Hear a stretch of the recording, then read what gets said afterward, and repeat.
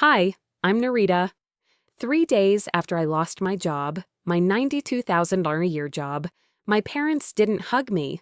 They didn't ask if I was okay. Instead, behind a cracked door, I recorded them calling me a walking 401k, plotting how long they could keep me around before draining my house, my savings, even my life insurance. They always said, family comes first. But what if I told you they meant their family, not me? And when I played them the tape, that's when everything changed. Before we begin, let me ask you, have you ever realized too late that your own family saw you as nothing more than a safety net? Drop a comment. Let's talk. By the time I pulled into my parents' driveway that Sunday afternoon, my shoulders already ached with the week I had carried. Work had been relentless. Deadlines stacked on top of meetings, meetings stacked on top of quiet expectations that I would always deliver. I turned off the engine and sat there for a moment longer than necessary, watching the front door like it might speak first. The house looked the same as it always had: beige siding, neat hedges. A porch light that never seemed to turn off. Familiar, but heavy in a way I never quite put into words. I grabbed the grocery bags from the back seat. Steak, salad, dessert? The usual. I paid for dinner most Sundays. No one ever asked anymore. It had simply become part of the rhythm. Inside, the air smelled like roasted vegetables and furniture polish. My mother had that way of keeping things clean without ever making them feel warm. As I set the bags down by the sink, my eyes landed on the blue ceramic mug. The one I had bought years ago at a street market downtown. Hand-painted. A little crooked, still sitting right where it always sat, filled with tea. Used daily. "Hey," my mother called from the living room. "Hey," I answered back. That mug should have made me feel good.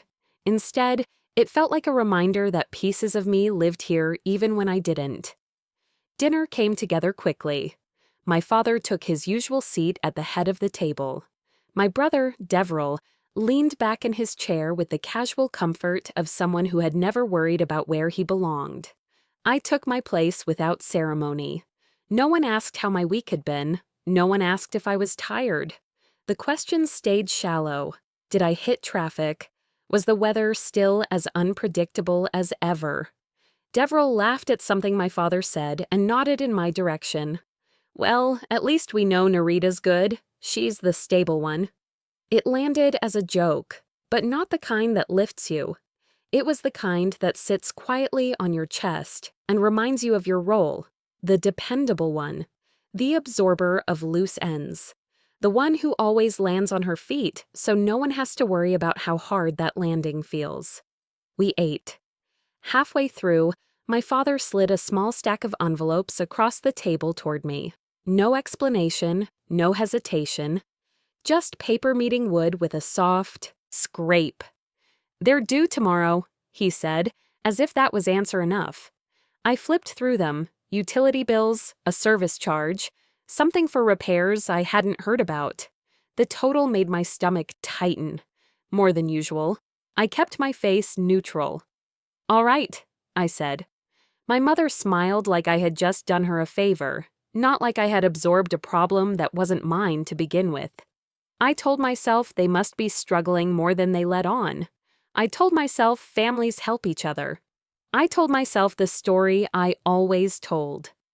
After dinner, I stood at the sink rinsing plates. The window above it caught the fading light as neighborhoods settled down for the evening. I could hear my mother and Deverell in the other room. Their voices were unguarded, familiar, careless. "She doesn't even use that house right," my brother said with a low laugh. "It's basically ours anyway when we need it," my mother murmured in agreement. "Exactly. She has more space than she knows what to do with." They said it like it was an obvious truth, like my home was a spare tool on a shelf, something to be borrowed when convenient, something that existed for future use. The plate in my hand slipped slightly in the soap. I steadied it and kept washing, pretending my body hadn't gone still. They didn't know I could hear them. They didn't know what they had just done. For the first time, a discomfort opened in my chest that I couldn't immediately explain away. Not anger, not confusion. Something quieter and heavier. The realization that my independence was not admired, only counted, measured, filed away as a resource. Later, as I reached for my purse by the door, the weight inside it felt different, thicker. The unpaid bills sat there like something borrowed against my peace. My parents thanked me in their usual abstract way, not with words but with a nod, with relief that didn't bother to disguise itself. On the drive home, the streets blurred past in soft gold and shadow. I kept thinking about that comment, about my house, about that mug by the sink, about how long I had been playing the role of the youngest who never said no, the fixer, the safety net that never got folded up and put away. I told myself I was overthinking. I told myself that families speak loosely. I told myself this was nothing. But deep down, something had shifted, quietly, permanently. That night, as I set my keys on the counter and kicked off my shoes in the empty quiet of my own living room, I felt the first faint question stir where certainty used to live. I did not know it yet, but that evening would become the line I would look back on and say everything changed after that. The next morning, I moved through my apartment like I was walking underwater. Everything felt slower, heavier, like gravity had quietly changed overnight. The coffee didn't taste right, and the silence in my kitchen seemed louder than usual.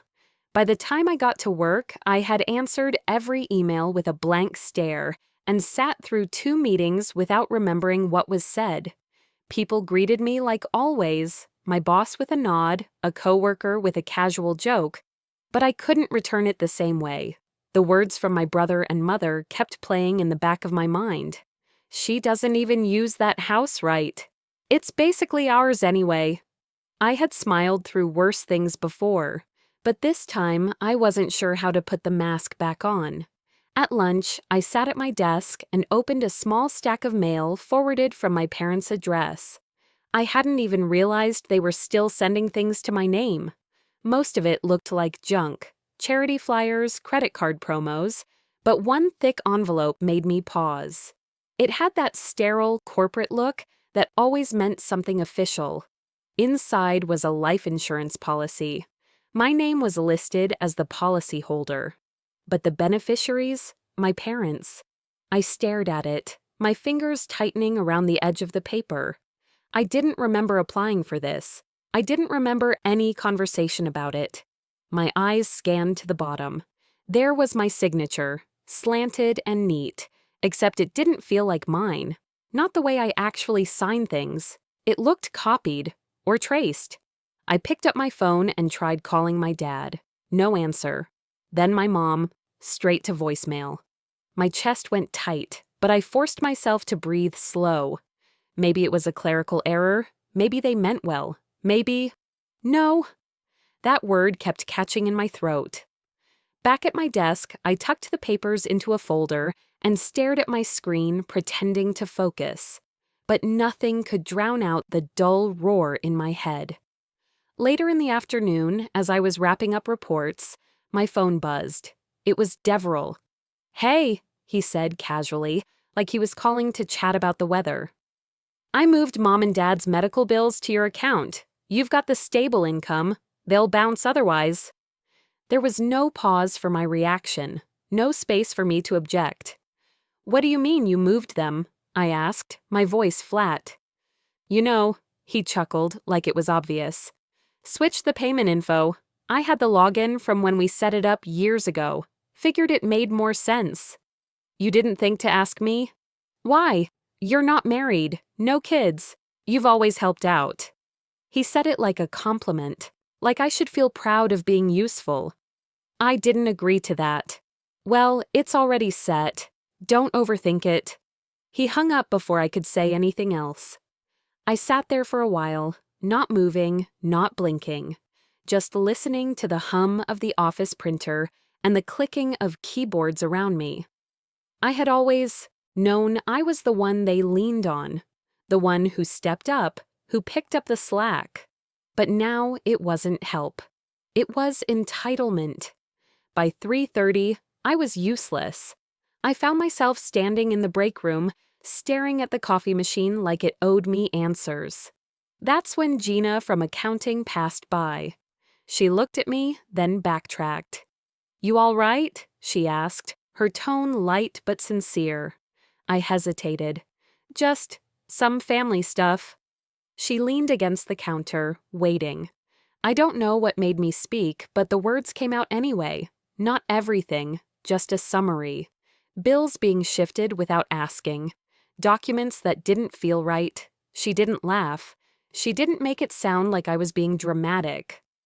"That's not normal," she said simply. "That's not okay. Families don't get to make decisions for you just because they've known you the longest." It hit harder than I expected. I'd never heard it said that plainly. That evening, I got home and dumped everything on the kitchen table. The insurance policy, the new bills, my phone with its unanswered calls, and under it all, the memory of that dinner. The way they had spoken about my house like it was already theirs. Piece by piece, the puzzle started to form. One I had ignored for years. They weren't just leaning on me. They had built a system around me, quietly, gradually. Each piece slipped into place under the assumption that I wouldn't question it, because I never had. But tonight, I saw it all laid out. And still, some part of me hoped I was wrong, that there was a reason, an oversight, a mix-up. I told myself there had to be an explanation, but the truth was already waiting behind a half-closed door. I told myself there had to be an explanation, but the truth was already waiting behind a half-closed door. By Tuesday evening, that door would show me more than I ever wanted to know. I pulled into my parents' driveway just as the sun dipped below the rooftops. The porch light flicked on automatically, casting long shadows across the steps. I sat in the car a few extra seconds, fingers wrapped around the steering wheel, pretending like I was just finishing a song or checking something on my phone. But the truth was, I wasn't ready to go in. I hadn't called ahead. I didn't want to. I needed the element of surprise. That felt ugly, but after what I'd heard, what I'd seen in paperwork with my own name on it, I didn't know how else to get the truth. The front door was unlocked. It always was, like some old ritual of trust we never bothered to revisit. I stepped inside quietly, the way I always had since I was a teenager sneaking in late after curfew. Only this time, I wasn't worried about getting caught. I was afraid of what I'd catch them saying. The house was warm, lived in, familiar in the way old songs are familiar. You know where every note is going before it gets there. I walked past the hallway table where family photos used to sit, now cluttered with mail and receipts. My footsteps were soft against the floor, the same floor I used to crawl on as a kid, back when I thought this place would always be safe. I could hear their voices from the den. I paused in the hallway, just out of view, heart pounding. My plan was to walk in and ask them directly about the bills, the insurance policy, the way they'd spoken about my house. I rehearsed the lines in my head. I need to understand what's going on. Why didn't anyone tell me? This doesn't feel right, and I want honesty. But the tone of their voices stopped me cold. They weren't upset. They weren't nervous. They were chatting like people planning a trip or reviewing a shopping list, relaxed, comfortable, too comfortable. Then Devrel said it, his voice casual, even a little upbeat. "So, how much severance do you think she'll get? I mean, she made good money, right? That could help us for a while." I froze. I hadn't told them I'd lost my job. I hadn't told anyone except HR and Gina from work. My breath caught in my throat. I pressed my back against the wall and waited for someone, anyone, to say something remotely human. A question, a concern, anything. My mother's voice followed, not even hesitating. She'll land on her feet. She always does. We just need her steady until we figure things out. As long as she keeps paying, we're fine. Fine. Not, how is she holding up? Not, does she need anything? Just, fine. My father sighed then. She can't back out now, not after everything we've set up. It would screw up the whole thing. That's when it clicked. This wasn't panic or a moment of poor judgment. This was structure, planning, routine. I moved forward, barely breathing. The door to the den was half open. Enough to see through, not enough to be seen. There they were. My mom holding that blue ceramic mug, the one I gave her for Mother's Day, back when I still believed gifts could make people love you better. My dad had a stack of papers spread across the coffee table. I recognized some of them, my tax returns, my pay stubs, bank statements I didn't remember giving them.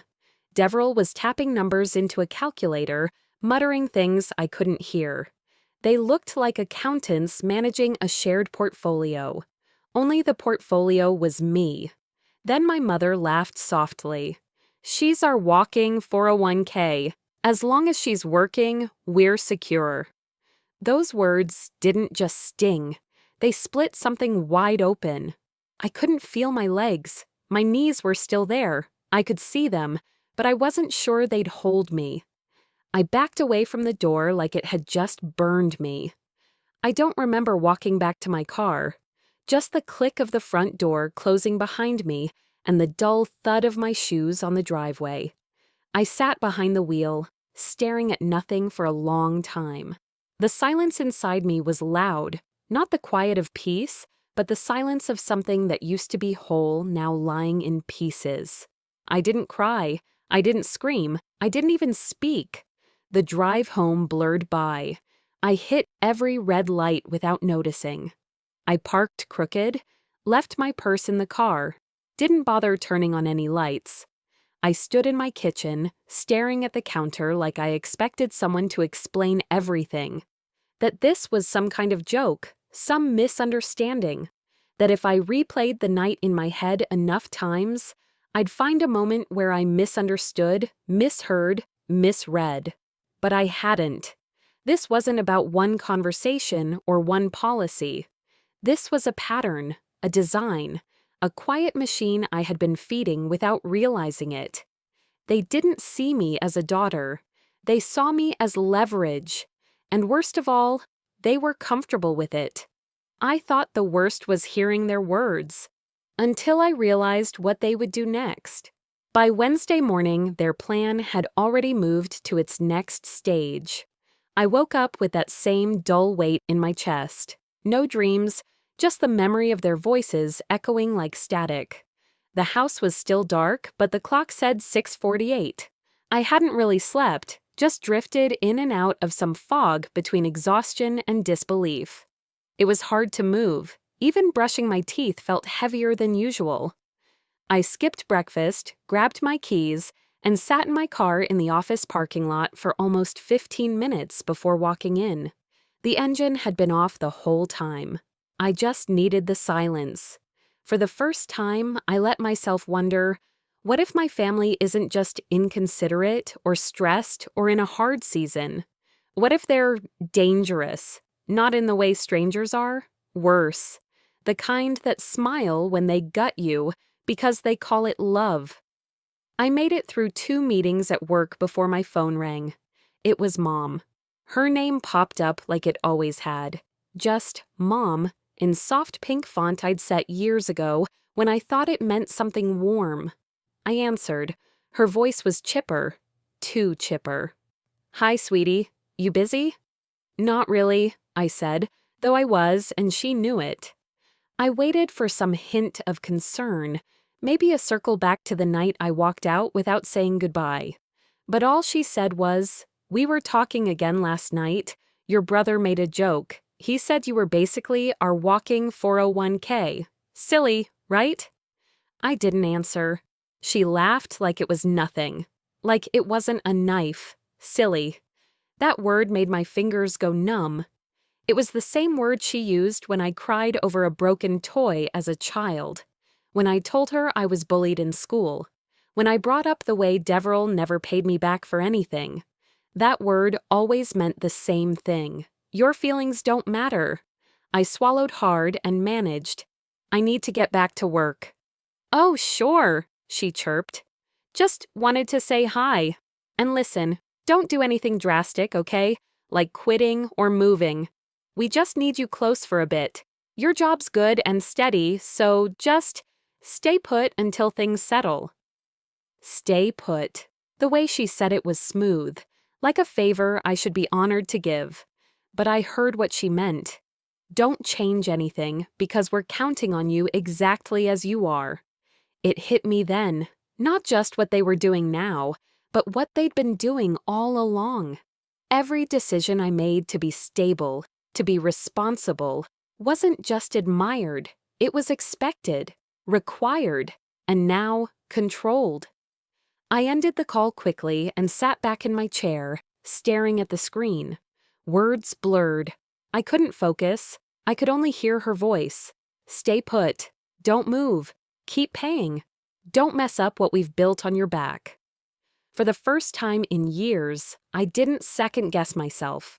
I didn't make excuses for them. I didn't pretend they meant well. I knew. I drove home after work without music, just the steady thrum of the highway. I didn't go inside right. Away. I sat in my driveway, gripping the wheel, eyes closed. Then I turned the car back on and headed to their house. But this time, I wasn't going in unarmed. I parked a few houses away, out of habit. I opened my phone and tapped the voice memos app. My thumb hovered over the red button for a few seconds. I had never done anything like this before, but I pressed it. My hands were trembling, but my heartbeat was steady. I dropped the phone in my purse, still recording. When I walked through their front door, no one looked up. Mom was folding laundry in the living room. Dad sat at the dining table with a pile of unpaid bills. Deverell leaned against the counter, phone in hand, laughing at something. The second I stepped in, the air changed. But not because they saw me, because I saw them. "Hey," Deverell said, not looking up. "You get paid this week or next?" My chest tightened. Mom answered for me. "This Friday, right, honey? We just need to juggle things until then. Your dad's doctor wants another test, and the deductible's high." They never asked if I was okay. They never asked if I'd eaten. They never even asked why I was there. They just picked up the conversation from where they'd left off. I said almost nothing, just stood still, nodded occasionally, and let them talk. The entire time, the recorder in my purse caught every word, every "just this once," every "she can handle it," every "she's not like us," "she's dependable." I stayed just long enough not to raise suspicion, then left. As I walked out the front door, I didn't look back. I sat in my car in silence, staring at the dashboard, hands still on the ignition. I didn't cry. I didn't scream. What I felt was something colder, cleaner, clarity. They would not stop, not unless I made them. And now, for the first time, I had something they didn't know I had. Proof.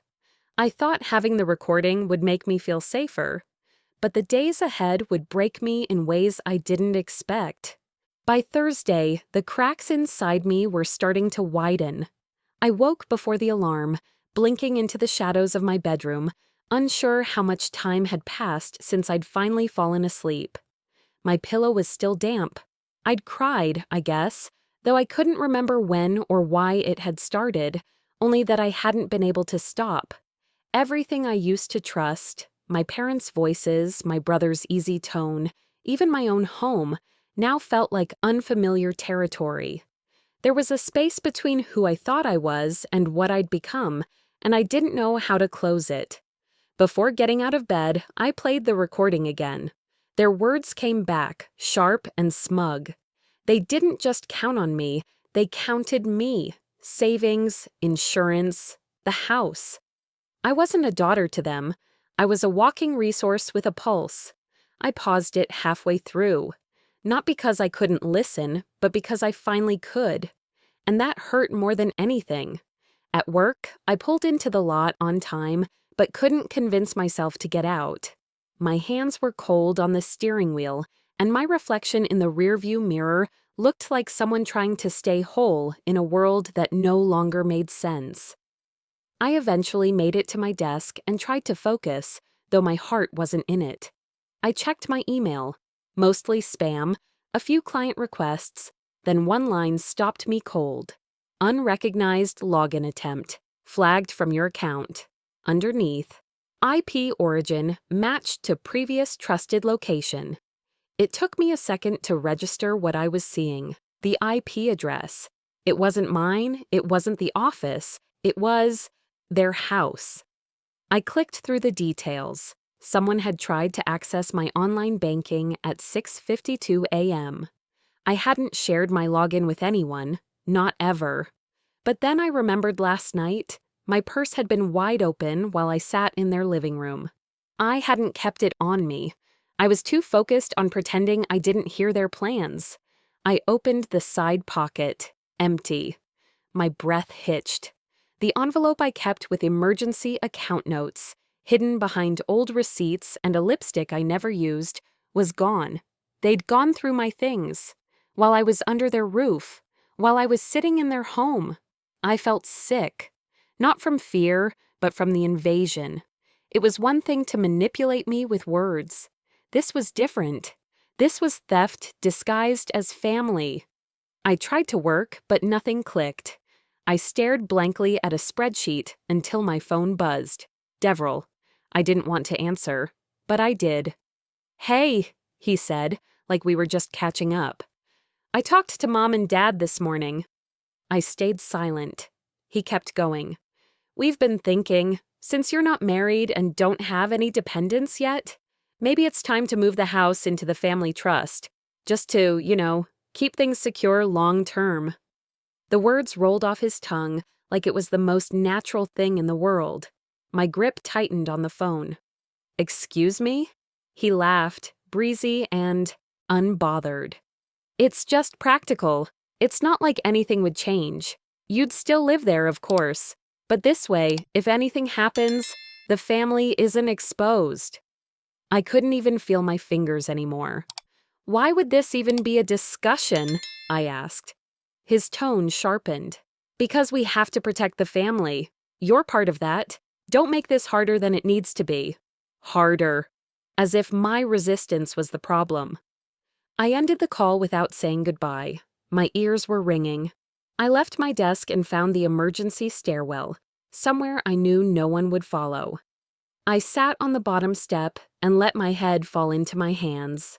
And I cried. Not loud, not messy. Just quiet, exhausted sobs that came from somewhere deep and hollow.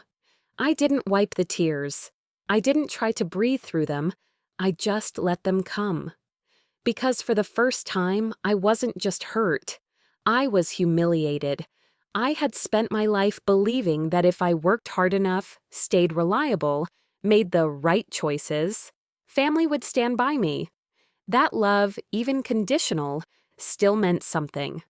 But now, I wasn't sure if I was ever anything more than their fallback plan. My phone vibrated again. I didn't look. I already knew who it was. After work, I didn't drive straight home. I took the long way, past the old grocery store my dad used to take us to as kids, past the park where I'd once spent hours reading in the sun, places that used to hold pieces of me. I told myself I wouldn't go back to their house, but I did. I parked, sat in the car for a while, then finally made my way up the steps. It was just after 7. The lights were on. I could hear voices through the window. I didn't knock. I hovered by the hallway, same as before. And once again, they didn't know I was there. "Her savings could cover the property tax this year," Deverell was saying, "plus the rest of the deductible. If we're smart about it, we won't need to touch Dad's IRA for another 6 months." My mother responded flatly. "We just need her steady a little longer. She'll do it. She always does." Something in me cracked. Not loudly, not with fire, just silently. like ice under pressure, shifting, breaking, giving way. I left without being seen. The drive home was quiet. I didn't even turn on the headlights until halfway down the street. I parked, sat in the dark, my keys in my lap, my purse beside me, the house I'd built, paid for, protected, just a few steps away. But I couldn't move. I didn't know where I began and where they ended anymore. My name was still on the deed, but my identity felt stolen.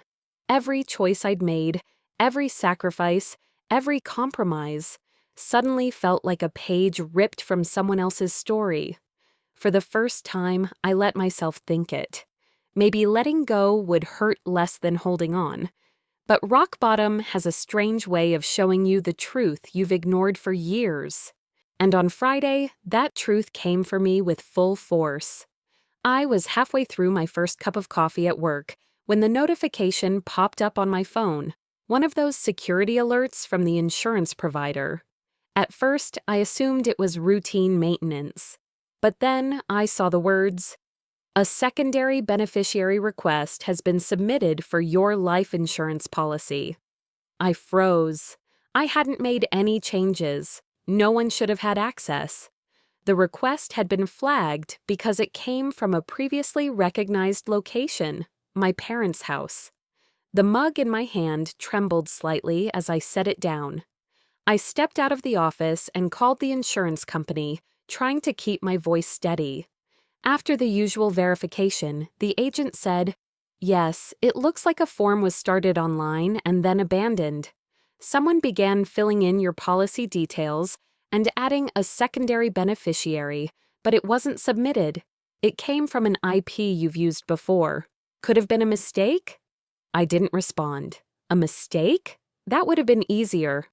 But this wasn't that. This wasn't random, wasn't confusion. It was a pattern. I thanked her, hung up, and stood there in the hallway, listening to the distant hum of the office copier as everything inside me began to burn. I left work early. There was no point trying to stay focused with that kind of storm building in my chest. I needed air. I needed space to think. I pulled into the parking lot of a cafe, not far from downtown, and parked beneath a tree, the shade doing little to cool the heat under my skin. I didn't go inside. I just sat there, windows cracked, watching the world go on as if nothing had happened. But something had happened. Not just today, not just this week. The signs were there, have always been there. The guilt trips anytime I talked about moving out of state. The way they brushed off the idea of me dating anyone seriously. The emotional pressure disguised as care. "We just want to keep you close. You're the stable one. You always know what to do." I leaned my head back, closed my eyes, and remembered something I hadn't caught the first time listening to the recording from earlier this week. My mother's voice saying something about the life insurance timing. I'd missed it before, but now it hit like a slap. This wasn't impulsive. This wasn't about a bad month or a little financial strain. It was long-term planning, a quiet, calculated strategy. And I had been the foundation of it. I don't know how long I sat there before finally starting the car again and heading toward my parents' house. There was no dramatic intent. I wasn't storming in or ready for war. I just needed to hear something that would make this feel less sinister. Maybe I'd misunderstood. Maybe there was still a version of this that wasn't as dark as it felt. The sun was lower in the sky when I arrived. I knocked, and Mom answered with a smile too quick, too practiced. "You're just in time," she said, stepping aside. We were about to sit down with some iced tea. I didn't want tea. I wanted honesty. I followed her inside and sat on the far end of the couch while Dad shuffled papers nearby and Deverell leaned in the doorway with his arms crossed. I asked as calmly as I could, "Why did someone try to access my accounts?" They all looked at each other before Mom gave a little laugh, waving her hand. "Oh, that! Your father was trying to organize some things and might have opened the wrong browser tab. Don't make it a big deal, honey. Dad didn't even look up from his papers. It was nothing, Deverell smirked. You always make everything so dramatic. We're trying to help you get your life in order. You could be a little more grateful. That did it. Grateful. For being treated like a bank they forgot to thank. I sat up straighter. Let me be clear. I'm not transferring my house to anyone.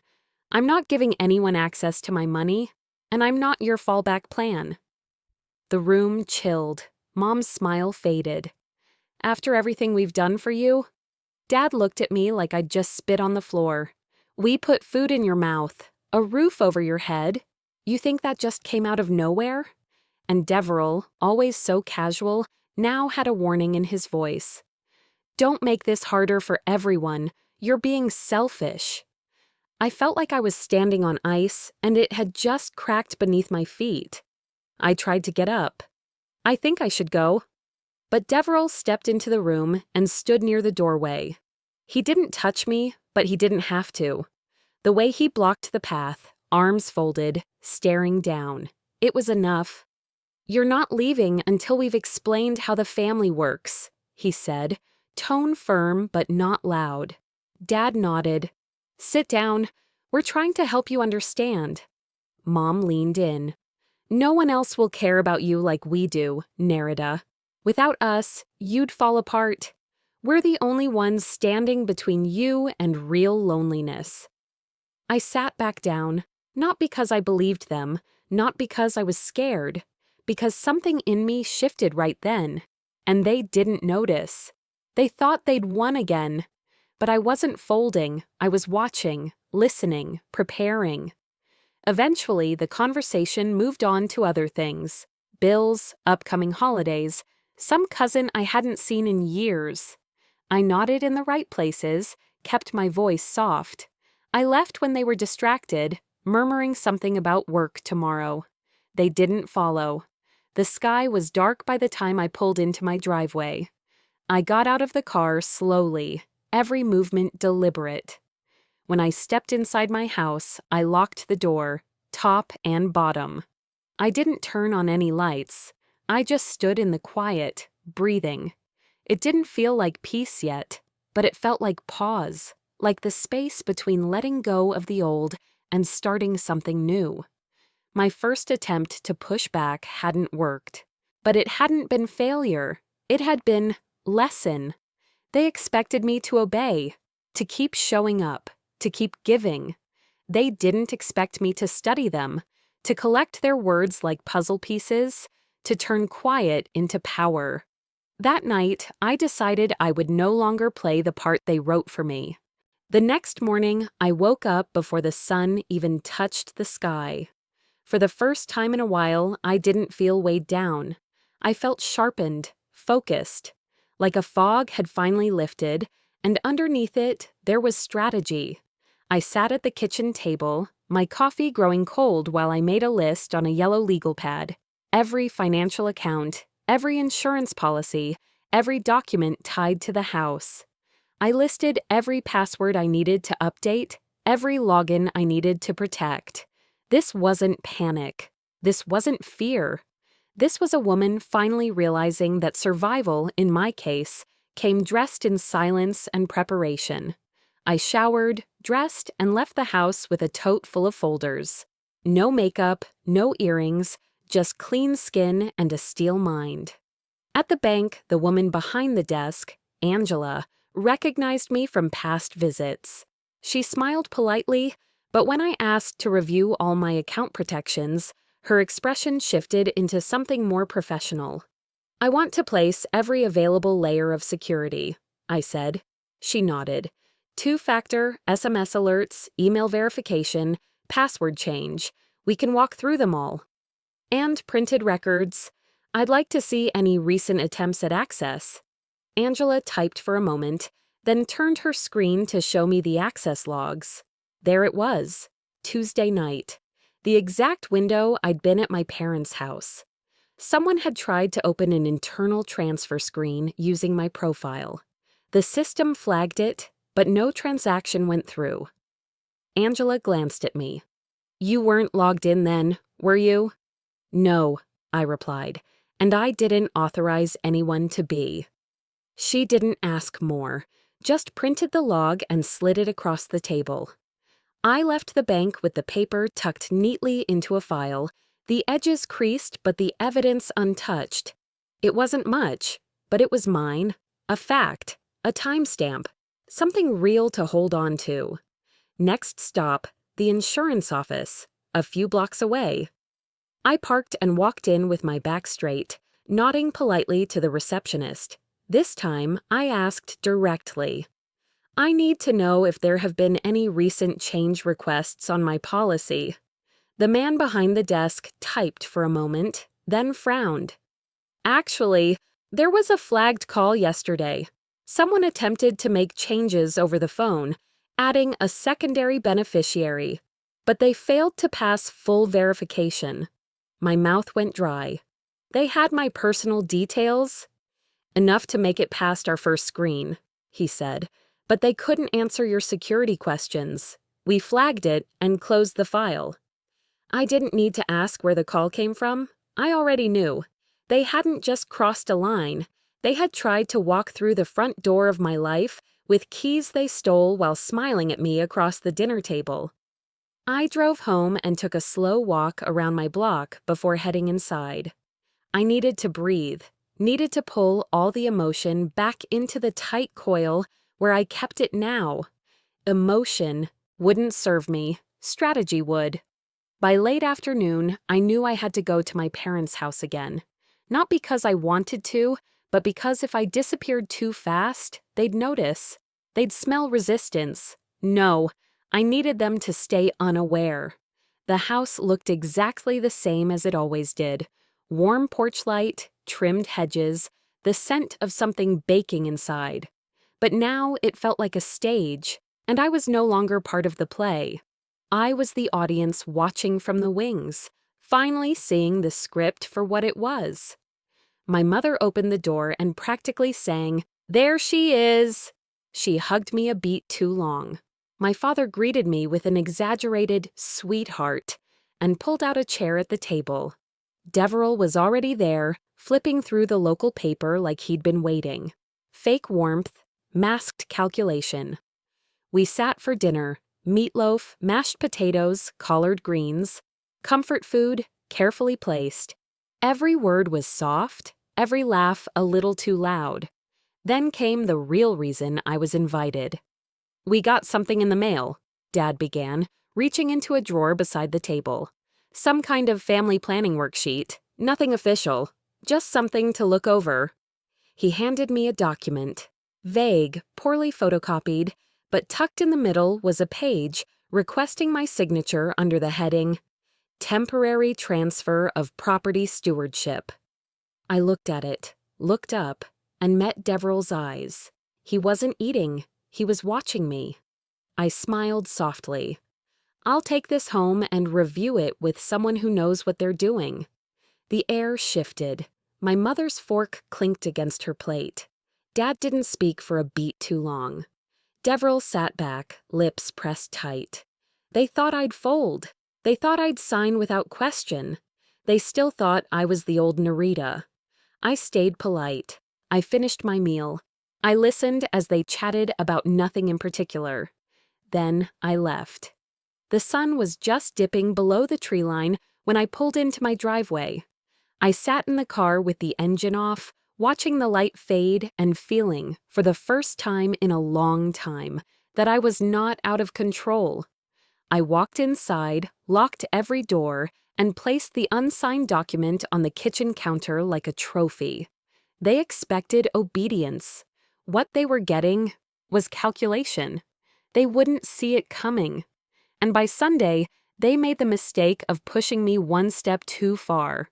That morning, everything they'd been hiding finally surfaced.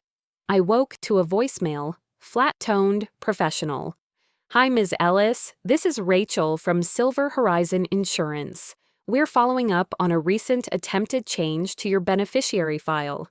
This request included a signed document that appears to be forged. Please contact us immediately. I replayed it 3 times before my body even moved. Forged. Not suggested, not implied, forged. I swung my legs off the bed and stood up too fast, my pulse crashing in my ears. They'd copied my signature. They'd crossed the line from manipulation into criminal territory. I dressed quickly and drove straight to the insurance office. The woman who met me was the same one I'd spoken with 2 days earlier. She didn't smile this time. She slid the document across the desk in a plastic sleeve. It was flagged immediately. Our system caught inconsistencies in stroke pressure, but it's a convincing copy. I stared at it. It was my name, but not written by me. Someone had studied how I looped my letters, how I angled my slant. This wasn't desperation. This was premeditated. The request came in Saturday afternoon, she continued, from a local fax number. We've logged it and escalated the matter internally. I didn't ask where the fax came from. I already knew. I left the building without speaking another word, clutching the copy like it was a piece of my own body, violated. On the drive home, my phone rang again. I recognized the number immediately. My father. I answered but said nothing. "Hey, sweetheart," he said, using that same disarming tone he reserved for times he wanted something. "We were thinking it's time to all get together, family talk, just align on things." I pictured him in the kitchen, coffee in one hand, rehearsed lines in the other. A setup. That was what this was. Not a talk, a trap. "Sure," I said, my voice even. "What time?" 3. "Everyone will be here. It's important." Of course it was. I spent the next few hours gathering what I needed. Copies of the forged form, screenshots of email attempts, printouts of bank access logs. The original recording on my phone was already queued and ready. By the time I drove over, the sky had dimmed into that cloudy gray that promises nothing but tension. When I pulled into their driveway, Deverell's car was already there. The front door opened before I could knock. My mother greeted me with a wide, empty smile. "You look tired, honey. Everything okay?" "Fine," I said. Inside, the dining room was set up like a negotiation table. My father at the head. Deverell leaning against the hutch, arms crossed. My mother perched beside a stack of papers. There it was, the final play. "Let's make this simple," Deverell said, sliding a folder toward me. "It's the same stewardship form we discussed, just updated. All it needs is your signature." The paper was filled out, dated, stamped. "We figured you'd overthink it," he continued, "so we made it easy." I opened the folder slowly. "You've already signed it yourselves." "We're a family," my mother chimed in, voice soft but insistent. "It's time we operate like one." "And if you really value us," my father added, "you'll do the right thing." There it was, the old formula. Obligation dressed up as loyalty, guilt wrapped in paper. I didn't flinch. Instead, I reached into my bag and placed a small white envelope on the table. No words, just presence. My mother's eyes flicked toward it. My father leaned back. Deverell frowned. I unlocked my phone, pressed play. Their voices filled the room. My mother's, "She's basically a walking 401k. It'd be stupid not to use it." My father's, "We just need her name on everything. Then we move it slowly." Deverell, "House, insurance, accounts. She won't even know it's happening." The silence that followed was immediate. A stillness thick enough to choke on. I pulled out the insurance letter, the bank log, the forged form. One by one, I laid them on the table like cards at the end of a winning hand. "I know everything," I said. My voice was steady, my body calm. Years of being talked over had trained me well. "From this moment on," I continued, "you have no access to me, my home, my accounts, Or my life? My mother tried to recover first. You're twisting things. That recording is out of context. My father reached forward. Turn that off. You don't get to threaten us in our own home. Deverell's jaw clenched. You're going to regret this. We can bring lawyers into this if you want to play hardball. I stood, adjusted the strap of my bag. You won't win, I said, because I'm not playing, and I don't lie. I left them mid-sentence. Their voices tangled behind me like smoke I refused to breathe. In my car, I sat for a long time before turning the key. I didn't cry, I didn't shake, I just breathed. For the first time in my life, I had burned the bridge I was never meant to cross. That night, the silence in my house felt different, like the beginning of something I'd never had before. Not a silence forced on me by shame or fear, but one I chose, the kind that wraps around you like a blanket instead of a cage. And when morning came, I realized I had a life to rebuild. The light from the kitchen window hit the floor in soft gold, stretching slowly across the tile. I stood there for a minute, holding my coffee mug, breathing in the stillness like it was something sacred. No text messages waiting, no backhanded voicemail, no emotional trap waiting around the corner. Just me and peace. I sat at my kitchen table, the same table where I'd once curled up crying into cold coffee, trying to understand how people who claimed to love me could strip me so bare. This morning, though, I didn't cry. I just sat. The quiet wasn't lonely. It was spacious. After breakfast, I grabbed a pen and a notepad and made a short list. Nothing dramatic. No 10-year plan or promises to transform. Just real basic things. Call therapist, contact HR, lawyer for estate, close old joint account, update passwords, small things. But they felt enormous because they were mine. I made the calls one by one. My therapist had an opening the next day. HR was understanding and promised to flag any suspicious activity. The estate attorney's assistant scheduled me for Friday. By noon, I had already crossed 3 items off my list. It was nothing glamorous, just emails and confirmation calls. But it felt like laying bricks. Tiny, solid steps toward a future no one else would dictate. Later, I took a walk through the neighborhood park. The air was cool and the sky looked like brushed steel. I passed a young dad pushing his daughter on a swing, the little girl laughing with her whole body. A mother nearby crouched to tie her son's sneaker while he fidgeted impatiently. It should have made me smile. Instead, it made my chest ache. I didn't envy them. I didn't wish for a second childhood. But there was something in those quiet, natural acts of care that reminded me what I never had. Not really. I had duty, I had expectations, I had roles to play. But tenderness, safety, consistency? No. And I wasn't angry about it anymore. Just sad. I grieved the family I used to dream into existence, the parents I pretended I had, the brother I wished had protected me instead of leveraging me. I was mourning the idea of them, not the reality. Back home, I started sorting through the box I hadn't touched in years, the one in the back of my closet labeled family. Old photos, birthday cards, Christmas newsletters with everyone's name but never their truth. I kept a few things. A childhood photo of me with my dog, back when I still smiled without rehearsing it. A crayon drawing I made at 7 that said, "Mommy's the best." I didn't keep it out of sentimentality. I kept it as proof of who I'd been and how early I learned to perform love in order to survive. The rest, I tossed.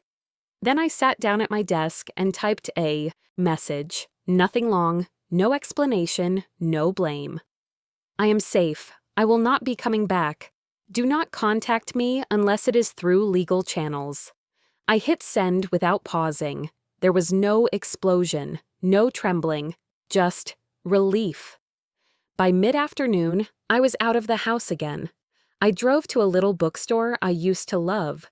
A place I hadn't stepped inside in nearly 8 years. Not because I stopped reading, but because I stopped giving myself permission to want anything quiet, anything soft, anything mine. The smell hit me as soon as I walked in. Paper, wood, a trace of cinnamon. I wandered the aisles like someone rediscovering color. I didn't need anything in particular, but I touched every spine, read every back cover, like the words themselves could whisper something back into me. I bought a journal, just a plain one. Blue cover, thick paper, no flowers, no lock, no prompts. I hadn't owned a journal since my 20s. I stopped writing because I stopped believing anything in my life was truly mine to say. I sat in the little cafe next door with a tea and opened it. On the first page, I wrote, "I want peace. I want friendships that don't feel like contracts. I want to wake up without bracing for someone else's crisis. I want a home that doesn't feel like a performance. I want to stop being useful and start being whole." It wasn't poetry. It didn't need to be. It was real. That evening, I made a simple dinner. Pasta, roasted vegetables, no wine, just water and music, an old record playing softly in the background. I took a shower, folded my laundry, lit a candle I had been saving for something special. Turns out, surviving counts. In bed, I pulled out the list I'd written that morning. Every item checked, every step taken. I wasn't fixed, but I wasn't broken either. The damage they caused ran deep. I knew that. Healing wouldn't be a straight line. There would be bad days, lonely ones. But they'd be my days. And that meant something. Some families are bound by love, others by obligation. And some you must walk away from to save the parts of yourself that can still grow. This wasn't the end of my story, just the end of the chapter where I let them write it for me.